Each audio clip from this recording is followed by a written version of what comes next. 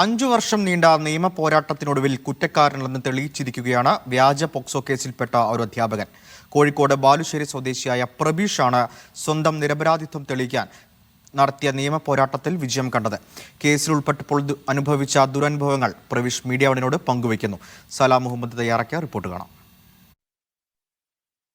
വ്യാജ പോക്സോ കേസിൽപ്പെട്ട ഒരു അധ്യാപകൻ അദ്ദേഹം 5 വർഷം നീണ്ട നിയമ പോരാട്ടത്തിനൊടുവിൽ അദ്ദേഹം കുറ്റക്കാരനല്ല എന്ന് തെളിയിച്ചിരിക്കുകയാണ്. അങ്ങനെ ഒരു ദുരനുഭവം അദ്ദേഹം നേരിട്ടു. ഈ 5 വർഷ കാലയളവിലും ഈ കേസ് നേരിട്ട സമയത്തൊക്കെ തന്നെ വലിയ ഒരു മാനസിക ബുദ്ധിമുട്ടാണ് അദ്ദേഹം നേരിട്ടത്. ഇപ്പോൾ അദ്ദേഹത്തിൻ്റെ സ്വന്തം പ്രയത്നത്തിൽ 5 വർഷം നീണ്ട നിയമ പോരാട്ടത്തിനൊടുവിൽ ഇപ്പോൾ കുറ്റക്കാരനല്ല എന്ന് തെളിയിച്ചിരിക്കുകയാണ്. അദ്ദേഹം നമ്മളോടൊപ്പം ഉണ്ട്. കോഴിക്കോട് ബാലുശ്ശേരി സ്വദേശിയായിട്ടുള്ള പ്രബീഷ് മാഷാണ്. എന്തായിരുന്നു ഈ കേസിന് അടിസ്ഥാനമായിട്ടുള്ള സംഭവം?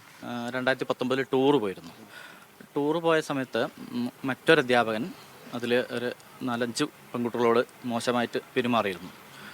അതുമായി ബന്ധപ്പെട്ട് പെൺകുട്ടികൾ പരാതി കൊടുത്തു.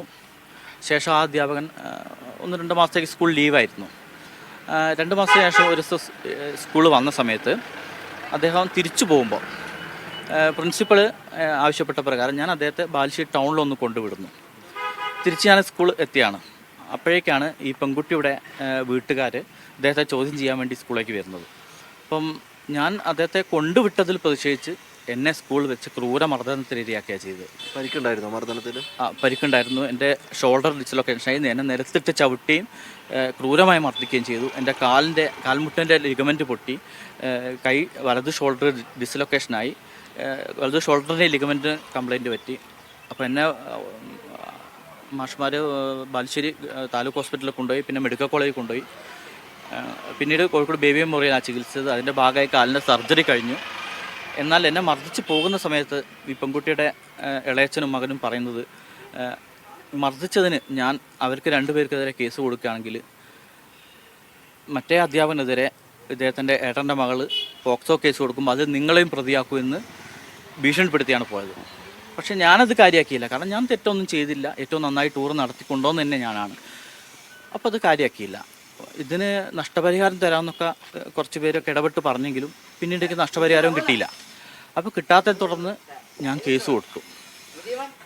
ഇതിൽ 5 പെൺകുട്ടികൾ, ഒരു പെൺകുട്ടി ആണ് കളവായിട്ട് ഈ കേസ് കൊടുത്തത്. അവൾ പറയുന്നത് അവർ 5 പെൺകുട്ടികളും കൂടി തൊട്ടടുത്ത് ഞാനുണ്ടായിരുന്നു എന്നും വരാന്തയിൽ എൻ്റെ അടുത്തേക്ക് ഓടി വന്ന് ഇവർ ഈ മറ്റേ അധ്യാപകനെ പറ്റി പരാതി പറഞ്ഞു എന്നും, എന്നാൽ ഞാനത് മേലധികാരിക്ക് റിപ്പോർട്ട് ചെയ്തില്ല എന്ന് കുട്ടീനെ കൊണ്ട് കള്ളമൊഴി കൊടുപ്പിച്ചത്.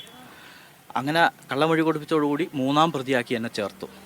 ഈ വാർത്ത പത്രങ്ങളിൽ വന്നു.